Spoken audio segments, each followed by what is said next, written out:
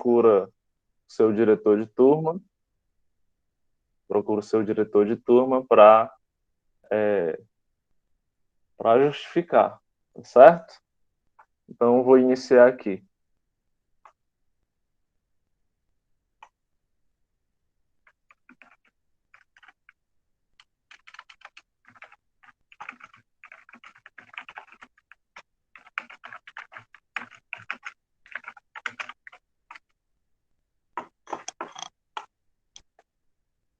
Bem, vamos lá. Então, pessoal, bom dia mais uma vez. Estamos iniciando mais uma aulinha de filosofia. Hoje, a nossa aula promete fortes emoções, porque nós vamos trabalhar uma temática que permeia muito a nossa vida, especialmente aqueles que são ligados a algum tipo de religião, e em especial a religião cristã, né, o catolicismo, as igrejas protestantes, porque é uma temática ligada ao nosso filósofo medieval, Santo Agostinho, que a gente vem trabalhando desde o segundo período, e vamos finalizar aqui agora, acredito que nesse mês de agosto, as discussões a respeito desse filósofo, ok? Na aula passada, nós fizemos uma revisão aí do assunto, onde a gente relembrou um pouco da trajetória do Santo Agostinho, da sua conversão, falamos do contato dele com o bispo Ambrósio, falamos também da concepção dele a respeito da verdade, falamos também da influência que Platão teve no desenvolvimento da filosofia de Santo Agostinho e das adaptações que Santo Agostinho fez na filosofia de Platão para que ele pudesse cumprir a missão pela qual ele foi incumbido a partir da sua conversão à Igreja Católica, que foi a de converter o maior número possível de intelectuais, né? Nós sabemos que a Igreja ela vinha crescendo muito, vinha crescendo bastante entre as pessoas pobres, entre as pessoas analfabetas, aquelas do meio rural, mas a Igreja Católica mirava um novo público. Esse público que ela buscava, que ela almejava, esse novo público, eram os intelectuais. Só que você não convertia o público rural da mesma forma como você convertia o público intelectual. Ao público intelectual, você necessitava de uma argumentação muito mais sólida, necessitava de uma argumentação muito mais palpável, porque o elemento da fé, o elemento assim de crer de maneira absoluta, não era algo que esses intelectuais, em sua grande maioria filósofos, não era algo que eles já traziam, mas era algo que tinha que ser desenvolvido neles, mas inicialmente necessitava de uma argumentação sólida. Então, o Santo Agostinho, o que foi que ele fez? Ele se utilizou da filosofia de Platão, como nós vimos na aula passada, para tentar dar a solidez necessária que o seu discurso religioso e o seu discurso teológico necessitava. Então, isso é questão de prova, hein, gente? Se vier alguma pergunta na prova de vocês, mais ou menos nesse sentido, a filosofia, durante o período medieval, servia para quê? Qual era o principal papel da filosofia no período medieval? A resposta de vocês vai ser a seguinte: a filosofia, ela servia de base, ela servia como auxiliar do discurso religioso.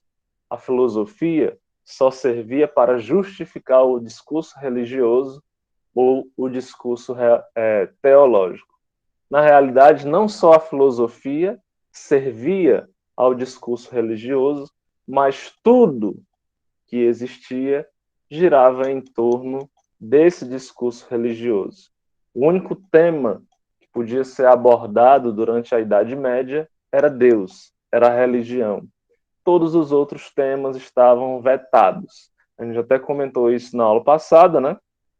Que a Idade Média muitas vezes é colocada como idade das trevas, justamente por esse tipo de censura, né? Por esse tipo de proibição ao desenvolvimento da ciência, ao desenvolvimento da arte livre. Né? Você tinha ali realmente um teocentrismo. Né? Deus era o tema que dava possibilidades para todas as áreas do saber. Então, esses intelectuais que o Agostinho tentou converter ao cristianismo, eles levantaram muitos questionamentos, principalmente, gente, principalmente a respeito da onipotência de Deus, ou seja, Deus é um ser divino, é um ser sobrenatural que possui o poder de fazer o que ele quiser a qualquer momento, certo? A gente vai comentar mais sobre isso daqui a pouco. Então o questionamento era o seguinte: como é que um Deus tão poderoso, que pode fazer qualquer coisa a qualquer momento, como é que esse Deus existe e ao mesmo tempo que esse Deus existe, também existe o mal?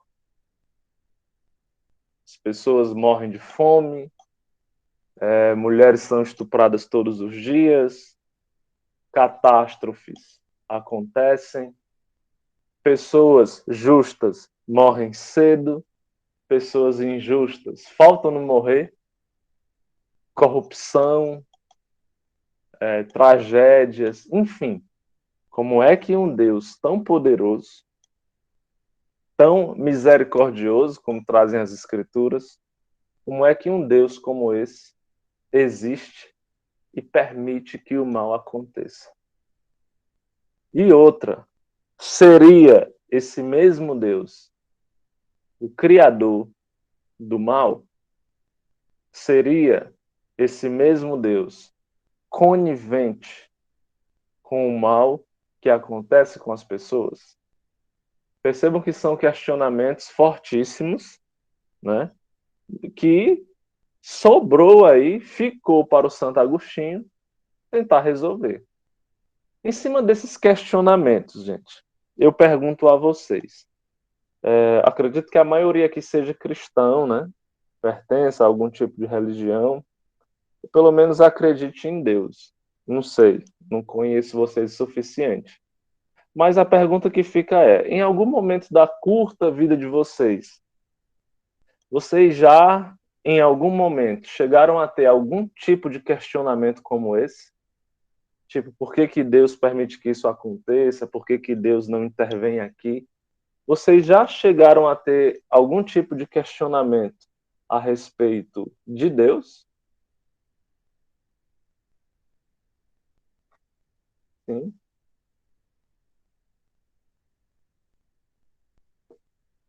Quais foram, assim, os questionamentos mais comuns na cabeça de vocês a respeito de Deus?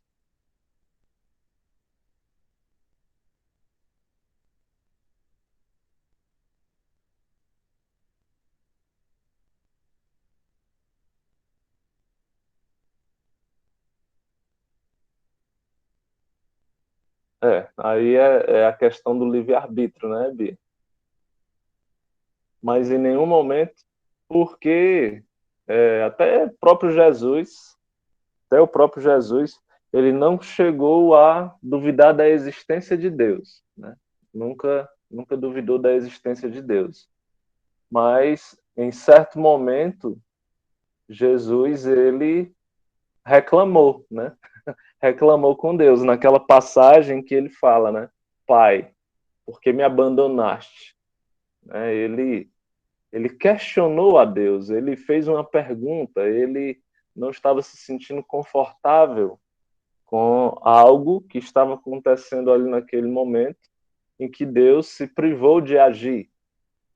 Então, se Jesus passou por isso, com certeza todos nós estamos suscetíveis a passar por isso, né?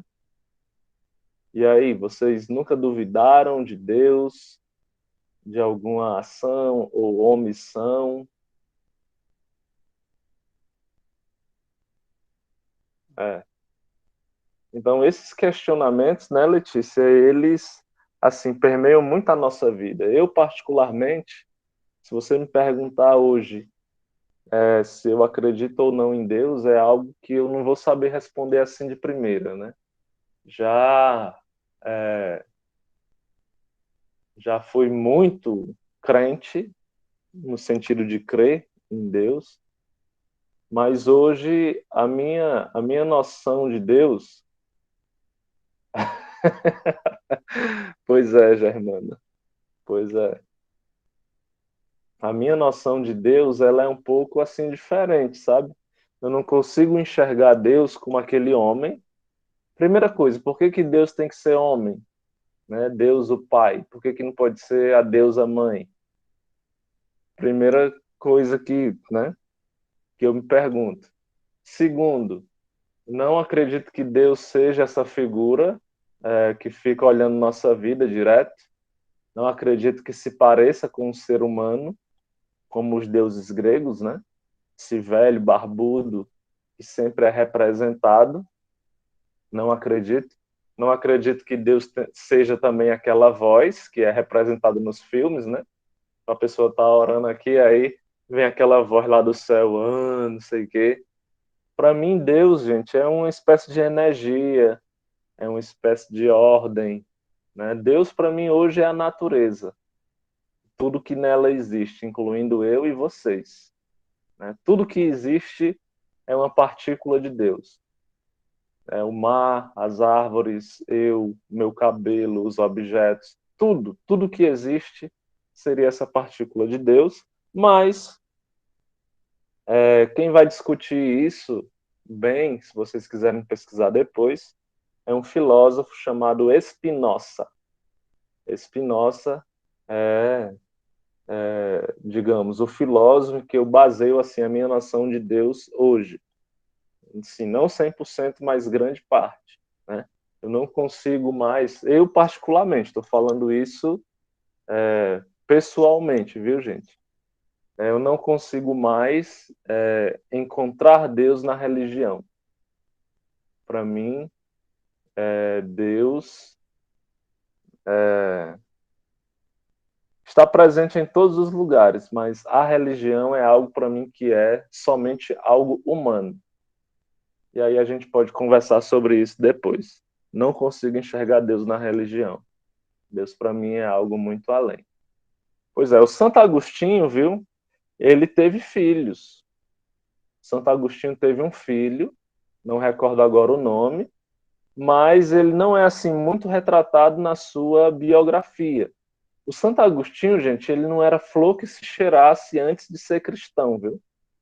Não era antes que se cheira... não, flor que se cheirasse. Depois que ele virou cristão, foi que o cara melhorou um pouco aí no sentido dos valores, né? Então vamos deixar de enrolação e vamos para o que interessa, né? Antes de falar um pouco sobre esses atributos, eu trago aqui no slide algumas informações sobre esse movimento que o Santo Agostinho liderou, chamado de patrística. Então, patrística é o nome dado à filosofia cristã dos 3 primeiros séculos, elaborado pelos pais, né? Pátrias, a palavra padre, gente, significa pai, né? Se origina do termo em latim patres, que significa pai, ou padres da igreja. Os primeiros teóricos, daí o nome patrística, e consiste na elaboração doutrinal das verdades de fé do cristianismo, e na sua defesa contra os ataques do pagão e contra todos que eram contra. Os padres tinham a missão de elaborar um discurso sólido que fosse capaz de defender o cristianismo diante dos questionamentos levantados, visando, assim, a conversão dos intelectuais da época.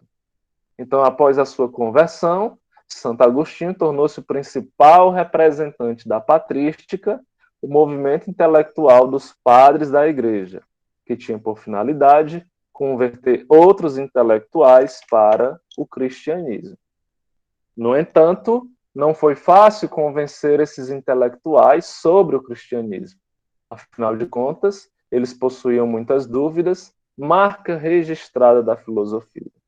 Seus questionamentos giravam em torno da pergunta: se Deus é onipotente, onisciente e onipresente, como pode permitir que o mal exista? Ele é o seu criador? Então, aqui o resumo de tudo aquilo que a gente conversou no início da aula. Então, os questionamentos, gente, eles giravam em torno dos 3 atributos básicos de Deus. Se você ler a Bíblia, você vai encontrar de maneira resumida que Deus possui essas 3 características aqui que a gente vai conhecer agora. O primeiro atributo ou característica de Deus é a onipotência, certo? Onipotência. O que é que significa a palavra onipotência? Significa pode fazer todas as coisas. Então, quando a gente diz que Deus ele é onipotente, a gente está dizendo que Deus ele pode tudo. Deus ele pode tudo, pode fazer o que ele quiser. Afinal de contas, ele criou o universo, criou o dia, criou a noite, criou o planeta, os animais, as árvores, como a Germana falou aí, criou Eva, criou Adão, criou o fruto proibido, criou tudo. Deus criou tudo. Então, um ser que criou tudo, a gente diz que ele é onipotente, ou seja, ele pode fazer todas as coisas, ele pode fazer o que ele quiser. Pode fazer o que ele quiser.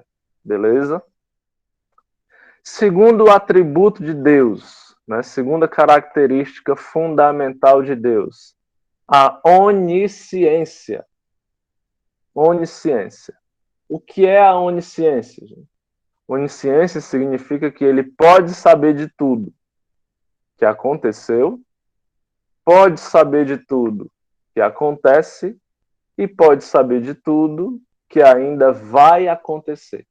Ou seja, Deus, ele tem o conhecimento do passado, Deus, ele tem o conhecimento do presente e Deus tem conhecimento do futuro.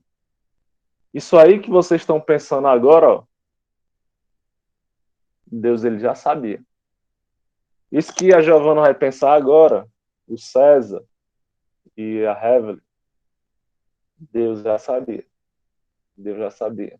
Deus ele sabe de todas as coisas, das escolhas que você vai fazer, das escolhas que você está fazendo e outra, ele tem acesso ao seu passado. Você não esconde nada. Não dá para esconder nada de Deus. Tanto por ele saber de tudo, como também pelo seu terceiro atributo, que é a onipresença. O que é onipresença? Deus pode estar em todos os lugares ao mesmo tempo. Então Deus está na sala, no quarto, na rua, no banheiro, está na cozinha, está no shopping, está lá na beira do rio, está na praia, está na igreja, está no bar, está em todos os lugares. Por quê? Porque Deus, ele é onipresente. Ele pode estar em todos os lugares ao mesmo tempo. Então, conseguiram entender aí o significado dos 3 atributos de Deus? Alguma dúvida? Onipotência significa que ele pode fazer todas as coisas. Onisciência significa que ele pode saber de tudo que aconteceu, acontece e do que ainda vai acontecer.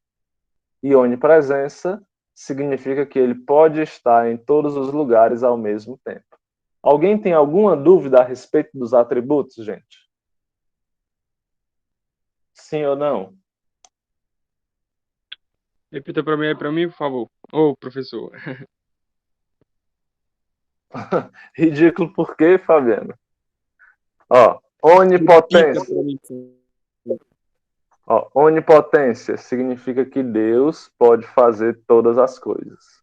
Segundo, onisciência significa que Deus pode saber de tudo que aconteceu, do que acontece e do que ainda vai acontecer. E terceiro, pode estar em todos os lugares ao mesmo tempo. Então Deus, ele pode de tudo, ele sabe de tudo e ele está em todos os lugares ao mesmo tempo. Beleza? Estou Ah, curioso valeu, aqui, professor. tô curioso aqui pelo comentário da Fabiana.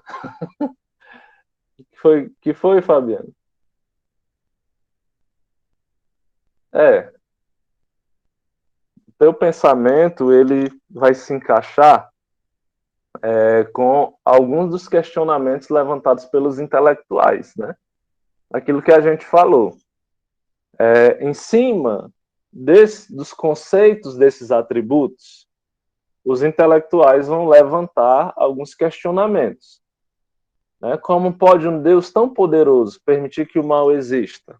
Por exemplo, aqui nós temos uma imagem que retrata a Segunda Guerra, onde milhões, não estou falando de milhares, né? A gente está falando de milhões de pessoas que morreram aqui, de maneira injusta, inocentes. Né? Inocentes. Então, como Deus, na sua infinita grandeza, pôde ter permitido que a Segunda Guerra e tantas outras guerras acontecessem, onde milhões de pessoas morreram. Nós temos aqui alguma imagem que eu não gosto muito de colocar, né? Mas retrata a fome. Você pode ver as crianças aqui esqueléticas. Como é que Deus permite que isso aconteça com crianças, que são as coisas mais puras que existem nesse mundo, né? Aqui nós temos também uma imagem que retrata a violência contra a mulher. Deus poderia prever, pode prever que essas coisas iriam acontecer, por que não faz nada, né? Assim, se fossem com pessoas ruins que acontecesse isso, a gente até poderia dizer, mas, enfim, são pessoas ruins, elas merecem. Mas essas coisas acontecem com pessoas boas, com pessoas de bem. Por que Deus permite que tudo isso aconteça, né? Agora, em cima de cada atributo, os intelectuais vão levantar mais questionamentos ainda. E aí eu coloquei aqui no slide para que vocês possam visualizar com uma praticidade melhor esses argumentos. O primeiro argumento, gente, ele diz respeito à onipotência. E é muito importante que, ao finalizar a aula, vocês estudem esses argumentos, porque é questão de prova. Tá bom, gente? Estudem os argumentos. O primeiro argumento, o primeiro questionamento, diz respeito à onipotência, que significa pode tudo. Né? Então, Deus ele pode tudo. Então, a pergunta é a seguinte: se Deus ele é onipotente, ou seja, se Deus ele pode tudo, por que Deus não acaba com o mal? Então, a pergunta é: se Deus ele pode fazer tudo, por que ele não acaba com o mal? Já que ele pode tudo. Aí, gente, o questionamento seguinte é esse. Deus, ele não acaba com o mal ou porque ele não quer ou porque ele não pode. Então, veja, Deus ele pode tudo. Por que ele não acaba com o mal? Só tem duas respostas possíveis. Ou Deus não acaba com o mal porque ele não quer, ou Deus não acaba com o mal porque ele não pode. E aí, diante de cada possibilidade, vem uma conclusão diferente. A primeira conclusão é o seguinte. Bom dia. A primeira conclusão é a seguinte. Se Deus não acaba com o mal porque não quer, se Deus não acaba com o mal porque não quer, então ele não é bom. Se Deus não acaba com o mal porque não quer, então Deus não é bom. Pois quem é bom não permite que o mal aconteça. Olha o argumento. Isso aqui são os argumentos que os intelectuais lançaram para o Santo Agostinho, certo? Se Deus não acaba com o mal porque não quer, então ele não é bom. Pois quem é bom não permite que o mal aconteça. Então Deus é todo-poderoso. Por que ele não acaba com o mal? Aí alguns vão dizer, olha, ele não acaba com o mal porque ele não quer. Então, se Deus não acaba com o mal porque não quer, significa que ele não é bom. Porque como é que você é bom e permite que o mal aconteça? Sendo que você poderia acabar com esse mal. Primeira conclusão. Segunda conclusão. Deus, ele não acaba com o mal porque não pode. Se Deus não acaba com o mal porque não pode, se Deus não acaba com o mal porque não pode, então significa dizer que ele não é onipotente. E se ele não é onipotente, então ele não existe. Pois Deus, para existir, tem que ser onipotente. Entendem aí? Então, das duas, uma. Ou Deus não acaba com o mal porque não quer, ou Deus não acaba com o mal porque não pode. Se Deus não acaba com o mal porque não quer, então ele não é bom, porque quem é bom não permite que o mal aconteça. E nós não estamos falando de um mal com pessoas injustas, não. Nós estamos falando de um mal irreversível. Imagine você estar na sua casa e aí explode a bomba atômica de Hiroshima e você simplesmente morre, assim, sem ter nada a ver. Então Deus não acaba com o mal porque não pode. Se ele não acaba com o mal porque não pode, então ele não é onipotente. Porque Deus, para ele existir, ele tem que ser onipotente. Ok? Então, esses são os primeiros questionamentos que colocam para Santo Agostinho.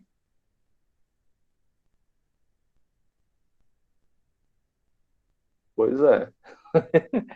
Polêmico, não é? Vamos para o segundo atributo.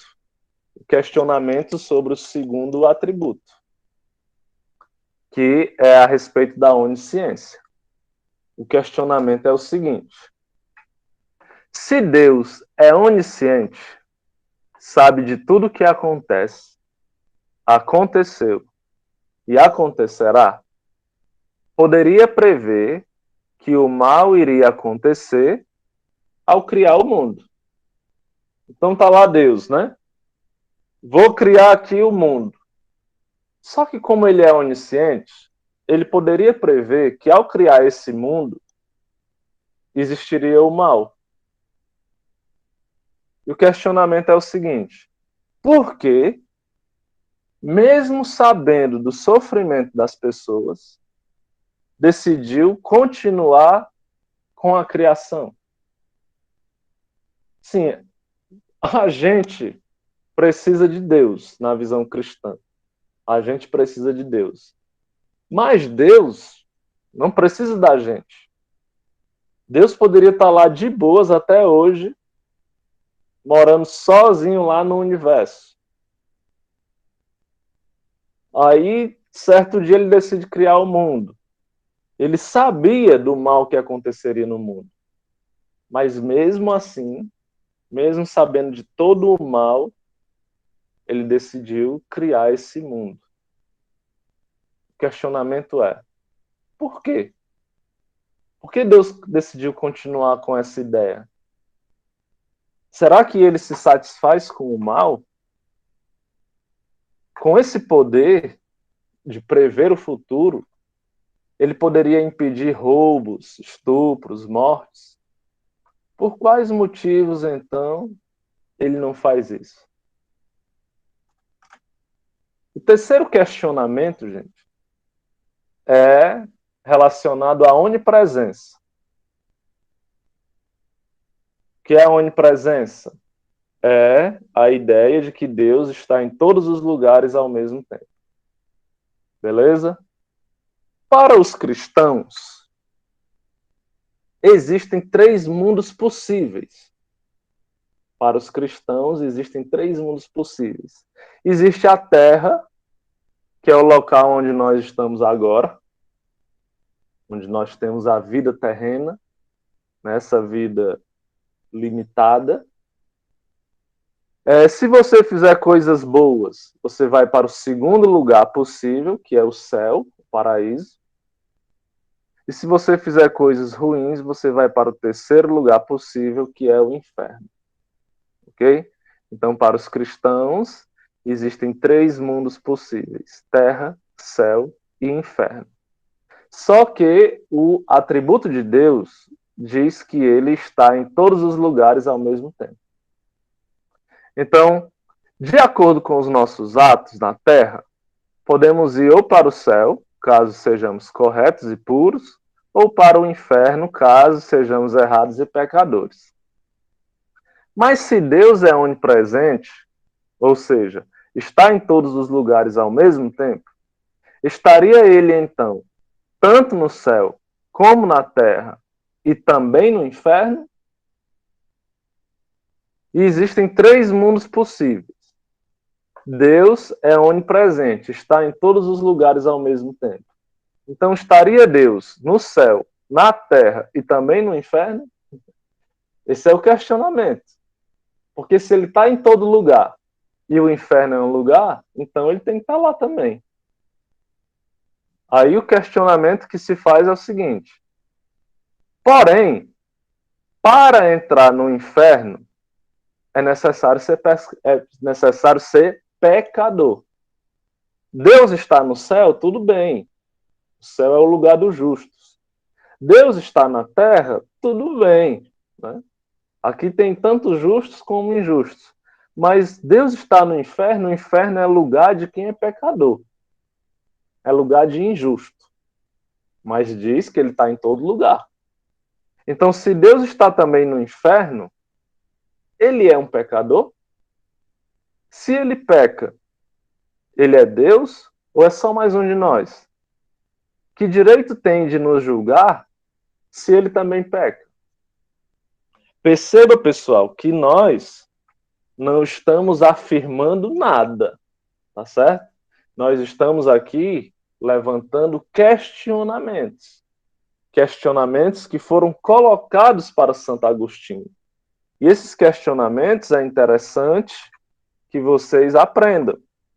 Então, primeiro questionamento relacionado à onipotência. Se Deus ele pode tudo, por que ele não acaba com o mal? Ele não acaba com o mal porque não quer ou porque não pode? Se ele não acaba com o mal porque não quer, então ele não é bom. Se ele não acaba com o mal porque não pode, então ele não é onipotente. Se ele não é onipotente, ele não existe, pois Deus, para existir, deveria ser onipotente. Onisciência. Se Deus é onisciente, ao criar o mundo, saberia do mal que iria acontecer. Porque mesmo assim, continuou querendo fazer esse mundo. Ele se satisfaz com o mal. Se ele pode prever o futuro, por que não impede que o mal aconteça? E por último, relacionado à onipresença, para os cristãos existem 3 lugares possíveis: céu, terra e inferno. Deus habitaria em todos os lugares pela sua onipresença. Porém, para habitar no inferno é necessário ser injusto, ser pecador. Deus seria pecador? Se ele é pecador, que direito tem de nos julgar? Então, esses foram os questionamentos levantados pelos intelectuais e que coube a Santo Agostinho tentar responder. Mas a resposta para esses questionamentos a gente só vai ter na próxima aula. Beleza, gente? Alguém tem alguma dúvida? Alguém quer fazer algum comentário? Impactante, né, não? Vocês não acham, não? Eu tô passada aqui.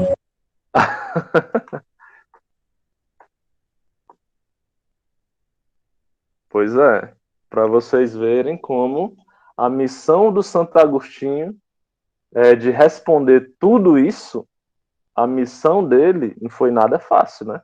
porque são questionamentos assim bem fortes. Realmente eu tô que nem a Germana aí. Mano, eu tô com muito agora, eu vou ficar pensando nisso. Até a próxima aula também. Pois é, o Santo Agostinho, viu, Evelyn, Germana e todos os outros. O Santo Agostinho, ele era um filósofo cristão. Mas o Santo Agostinho, ele entendia, ao mesmo tempo, que a nossa fé, ela não pode ser uma fé alienada. Ou seja, se alguém te pergunta por que você acredita em Deus, a sua resposta não pode ser, eu acredito porque eu acredito. O nosso pensamento, ele é algo que só existe nos seres humanos, né? Os outros animais pensam, mas eles não pensam como os seres humanos. Então, a nossa fé, ela tem que ser uma fé embasada no pensamento. Tem que ser uma fé embasada no conhecimento. Então, para ele, esses argumentos, esses questionamentos foram algo positivo, porque pela primeira vez ele pôde ter a capacidade, ele teve a oportunidade de pensar a respeito de Deus e do porquê da sua crença.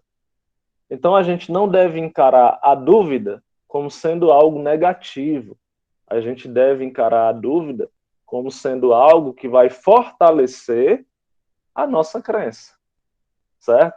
Para você ter um conhecimento sólido sobre algo ou alguém, você tem que partir primeiro da dúvida. Isso aí a gente falou na primeira aula nossa no ano passado. É como se você tivesse, sei lá, um namorado ou namorada e confiasse cegamente na pessoa. Isso é positivo? Por certos modos, sim. Mas se você confia cegamente em alguém, a chance de você ser enganado é muito grande. Então, a dúvida, ela tem que fazer parte da nossa vida. A gente deve duvidar um pouco até de nós mesmos. Tá certo? Beleza, gente? Tá certo, professor. Duvidem de tudo, Mas pessoal. realmente, mas realmente a gente não pode confiar em nada, não. Nem nas nossas roupas a gente pode confiar. É verdade, viu? De vez em quando você vai se sentar, a roupa rasga bem no fundo, cara. Aí é o fim. Negrada, pois, muito obrigado, viu, por comparecerem à nossa aula de hoje. Os questionamentos vão ser respondidos na semana que vem, mas por enquanto aí ao longo dessa semana eu deixo aí um tempinho para vocês refletirem sobre essas questões. Beleza? Um cheiro e a gente se encontra na semana que vem no nosso horário normal, às 14 horas. Beleza? Valeu, até a Tchau. próxima. Tchau, tchau, tchau. Valeu.